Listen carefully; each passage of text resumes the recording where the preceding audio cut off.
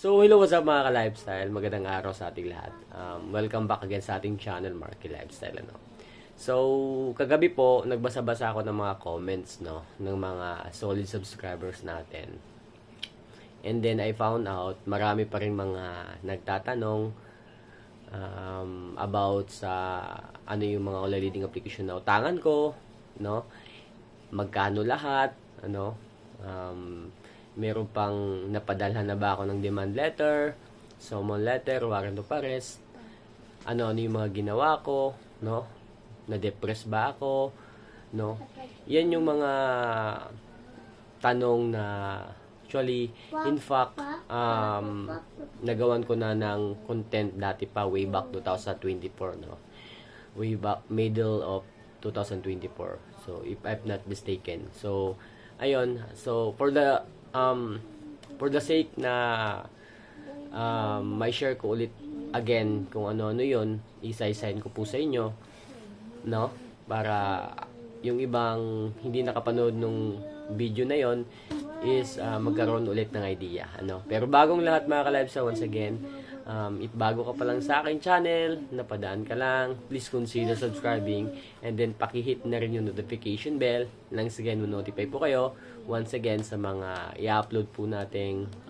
latest updates about online leading application, kung ano man yung mga ma-research natin, malaman natin, mapanood natin na good news about online leading application, of course, i-share ko sa inyo. Aside dun sa mga na-experience ko dati, kung paano ko na-recover or nalabanan yung depression, sa problema about online leading application. So, again, mga ka-lifestyle, sa mga nagtatanong, kung magkano, so, actually, mga ka-lifestyle, kinumpute ko yung mga online leading application or yung utang ko, yung kabuuang utang ko, kagabi din, na tumataginting na pala na umabot ng 80,000 mahigit, So, dati pa yun, sa mga online leading application lang po yan, mga ka-lifestyle. Nagtatanong kung ilang online leading application, as far as I know, mga ka-lifestyle, 20 mahigit online leading application yung nautangan ko. Doon, karamihan doon, actually, hindi ko na talaga nabayaran, honestly speaking, kaya hindi po tayo nagpapanggap na biktima kasi once upon a time, like what I've said sa inyo, nagkaroon din tayo ng sobrang lalang problema about online leading application to the point na kumbaga tuliro na tayo, hindi na talaga natin alam totally kung saan tayo kukuha ng pambayad, yung mga na-experience nyo po ngayon, na-experience ko po yan. More than sa mga na-experience nyo ngayon. Kasi dati talaga, honestly speaking, sobrang lala po talaga ng mga agent, mga ka-lifestyle, Buti na nga lang ngayon, medyo less na. Kasi dati, papadalan ka talaga ng kabaong dyan mismo sa lugar nyo. And then, masyasya ka na lang, na dahil maraming mga parcels na pupunta sa inyo, So, yan po yung mga talaga namang gawain dati ng mga balasubas na agent. Kung mapapansin nyo ngayon, medyo less na, kasi prone kasi sila sa paok ngayon. Kaya medyo hindi na sila masyadong garapal, meaning hindi na masyadong mga balasubas, medyo inileles na nila yung mga kumbaga mga pagbabanta na to the point na halos magpakamatay na yung borrowers nila, medyo hindi na ganung klase, So unlike dati talaga, marami talaga mga nag-a-attempt, meron, if I'm not mistaken, meron na talagang nag-suicide, So correct me if I'm wrong kung totoo ba yung na-research ko. But then, mga ka-lifestyle, let's go back to the point of this video talaga, na sa mga nagtatanong. Again, 80,000 mahigit yung utang ko sa mga online leading application, and then 20 mahigit na online leading application. So, paano ko ginawa? Bakit hindi ko nabayaran? Ayan yung mga katanungan na until now nababasa ko, every time nag-scroll ako sa mga comment section ng mga videos ko. So bakit ko hindi nabayaran? So way back 2022 ba yun? Kaya kasagsagan ng pandemic. Doon talaga medyo nagka-problema talaga ako ng husto, no, kasi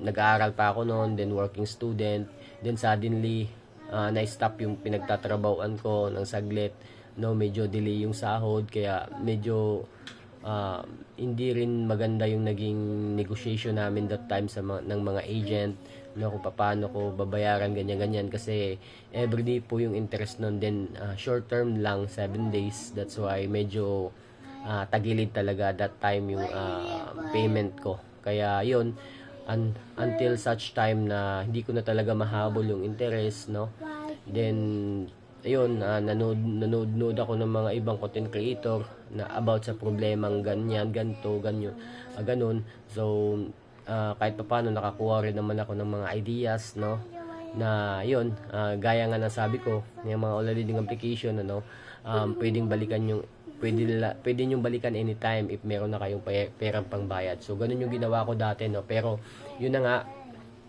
gaya nga nasabi ko sa inyo dati, yung mga online leading application agent na tumatawag is sobrang lala talaga, no.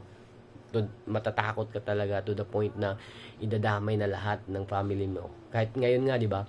So yun, ako wala pa talaga akong idea. Wala pa akong idea kung ano talaga yung mangyayari, no, pag hindi nakabayad, ganyan. Kaya ako, humanap ako ng mga way, solution, nagutang-utang ako sa ibang mga online leading application until hindi ko na namalayan, halos lahat na ng online leading application na utangan ko that time.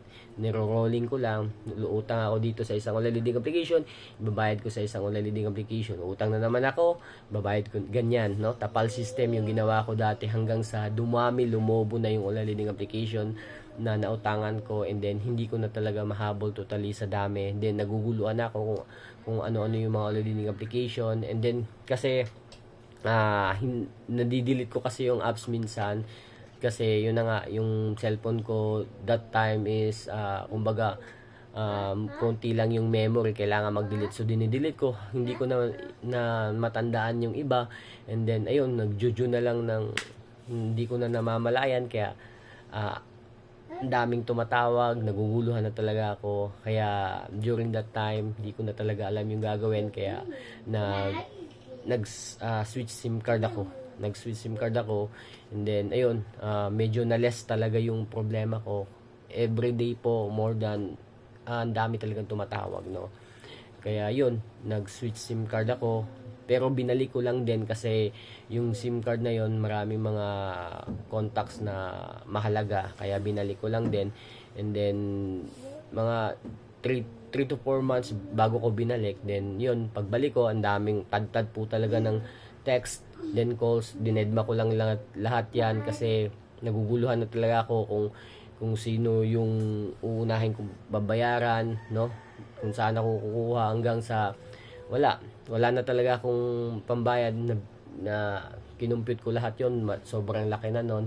So hindi ko na talaga mahabol, nag-aaral pa tayo that time, kaya yon, dinedma ko lahat hanggang sa umabot sa point na yun, napaisip ako talaga every night kung ano talaga yung totally mangyayari sa akin. Meron bang NBI na bibisita sa akin, pupunta, no? So yun talaga yung mga iniisip ko dati, pero yun, hanggang sa imagination lang pala yung mga NBI na pupunta, bibisita sa atin, ano. So walang mangyayaring ganun. Walang mangyayari sa inyong masama if pero wag naman din po natin samantalahin yung pagkakataon, ano, na kumbaga pwede palang ganyan hindi bayaran, ano. Ako talaga naka-receive talaga ako ng mga hindi magagandang treatment, salita, masasakit talaga na salita, na kumbaga lalagpas talaga sa buto yung mga salita nila, no. Kasi during that time din, marami rin ako mga napapanood na yung gaya nga nasabi ko na pinapadala ng kabaong ganyan, no. Idadama yung anak, pupuntahan sa school, ganyan. Kaya yun, ang ginawa ko talaga, nilakasan ko na lang talaga yung loob ko, binalik ko yung SIM card ko, yun, pero hindi ko sinasagot yung calls. Then, nag-download ako ng apps na nagba-block sa mga unknown numbers, no? Unknown numbers na tumatawag. So, yun yung ginawa ko dati, kaya naka-recover na ako ngayon, no? Pero gaya nga nasabi ko sa inyo, yung mga tumatawag sa akin, pinagbabantaan talaga ako, hindi magagandang mga salita yung sinasabi sa akin, kaya nakapag-desisyon ako na hindi ko na lang bayaran kasi kulang pa yung mga pagbabanta or masasakit na salita na binabato nila sa akin during that time sa ibabayad kong utang sa kanila, no? So, yun yung ginawa ko mga ka-lifestyle. Again, wag po tayong magpaka-stress kasi unang-una, especially kung nakaka-receive tayo ng harassment sa kanila, text blast, no? May karapatan din po tayo sa borrower. So, yun yung mga dapat yung tandaan mga ka-lifestyle, no? So, ngayon kung meron naman kayong mga sapat na perang parating, pwede nyo balikan yan anytime, ano, paunti-unti lang. So, yun lang mga ka-lifestyle. So, I hope meron kayong mga nalaman, nakawang idea para mai-apply nyo once again sa mga problema nyo sa online leading application, no? So, yun lang mga lifestyle. Ingat lang po tayo sa pagbibigay ng mga information natin, ano, especially yung mga contacts reference. Ingat po tayo, no? Ingat po tayo. So, yun lang mga lifestyle. Peace.